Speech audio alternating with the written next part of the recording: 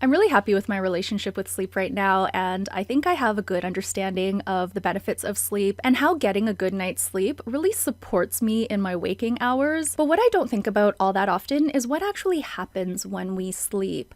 There's a period of time, usually 7 to 8 hours in the middle of the night, where there's really nothing going on that I am conscious of. Of course, I am dreaming and I might wake up in the middle of the night just for a brief moment, or if I have to use the bathroom. But other than that, all of that time is very mysterious to me. So because I was doing this deep dive into sleep this month, my sleep reset, if you will, I started thinking, what if I could use this time when I'm asleep, more efficiently or effectively or productively? I want to stop there and say that I am not someone who believes in toxic productivity. I rest a lot during the day. I really believe in taking time to think, to rest, to play, to just be. So I'm not talking about how do I use my sleep productively so I can do more during the day. Instead, I'm thinking more along the lines of how can I use sleep as a productive time to process my thoughts and emotions. So when I wake up, I feel pretty good most days. I think we've all had times where we go to bed feeling a bit anxious. So for example, I may have had an argument with my spouse, or maybe I had a difficult interaction at work and something is just on my mind when I go to sleep, and sometimes that manifests as a dream or as a nightmare. So I'll wake up from this nightmare feeling even more anxious and even more worked up. I haven't really processed anything, but that fear or that anxiety or that stress has surfaced in the form of a nightmare because I was thinking about it and it was in my unconscious. On the flip side, I've had times where I go to bed, maybe not thinking about too much, maybe I've just read a book or something like that, and I've had a really imaginative dream, an adventure or an epic dream. And I wake up feeling like I just watched a really exciting 2-hour long movie, or sometimes I'll wake myself up because I'm laughing at something that is so funny in my dream. Sometimes I go to sleep thinking of a problem that I want to solve, and in the morning I have the solution. And that feels pretty good. So I started thinking about all of these types of dreams in terms of the content and how they make me feel. That got me thinking about experimenting with the inputs or my thoughts and emotions before I go to sleep that might influence my dreams or my brain activity when I'm asleep. So I started looking into that a bit more, and a big draw for me was the productivity piece, working on something that I want to work on while I'm sleeping so that I wake up feeling like something's been resolved, or I wake up feeling really good. When I was doing my research into this, specifically, I think I Googled something like the benefits of dreaming. I came across an article from Greater Good magazine from the University of California in Berkeley. The title of the article is Why Your Brain Needs to Dream. And this article had exactly what I was looking for to put this very abstract concept of using my sleep as a productive tool into practice.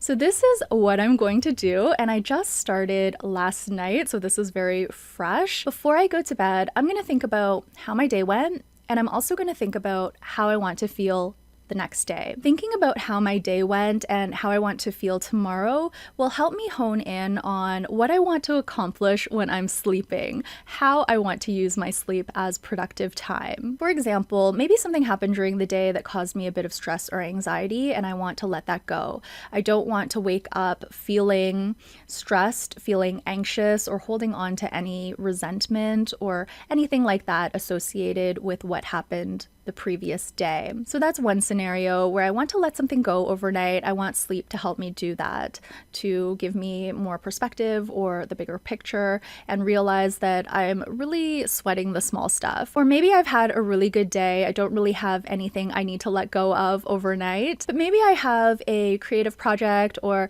something on my mind that I want a solution for. So maybe I'll hold that in my mind when I fall asleep. And maybe when I wake up, I'll have a fresh insight or or something that I want to try. The article, Why Your Brain Needs to Dream, had 2 sections in it that really spoke to these 2 scenarios. The first is sleep as overnight therapy. So this really ties into what do I need to let go of? But I don't want to hold that scenario in my mind when I fall asleep, because that's going to get me all worked up. I'm going to feel anxious. I'm going to feel stressed. And as much as I want to use sleep as a productive tool to help me let this thing go, I'm not going to even be able to fall asleep because my mind will be racing. I'll be overanalyzing and overthinking the situation. So that is not what I want to do when I fall asleep. Instead, what I'm going to do is a loving kindness meditation. This is a tool that I learned at the Vipassana meditation retreat, and to be quite honest, I don't use this technique very often, but I think it will be really helpful in terms of viewing sleep as overnight therapy. So I did try this last night. There was something that came up for me yesterday that felt a little bit sticky. I was feeling a little bit anxious and a little bit stressed about it. It was on my mind. I was replaying it over and over again, but in the grand scheme of things, it wasn't a big deal, and I knew I wanted to let it go. So what I did was I did a loving kindness meditation to give me some perspective about the story I was telling myself. I found that this really worked for me. I had a lot of interesting dreams last night, and in the morning, I found that I had let go of what was bothering me the night before. Of course, I still thought about it a little bit, but it didn't cause me any stress or anxiety. I thought about it pretty matter-of-factly, and it was almost like an observation, like, oh, that doesn't bother you anymore. So that was really interesting. So I think sleep as overnight therapy would work with this loving kindness meditation. And I want to mention that the thing I wanted to let go of was an interaction with a specific person,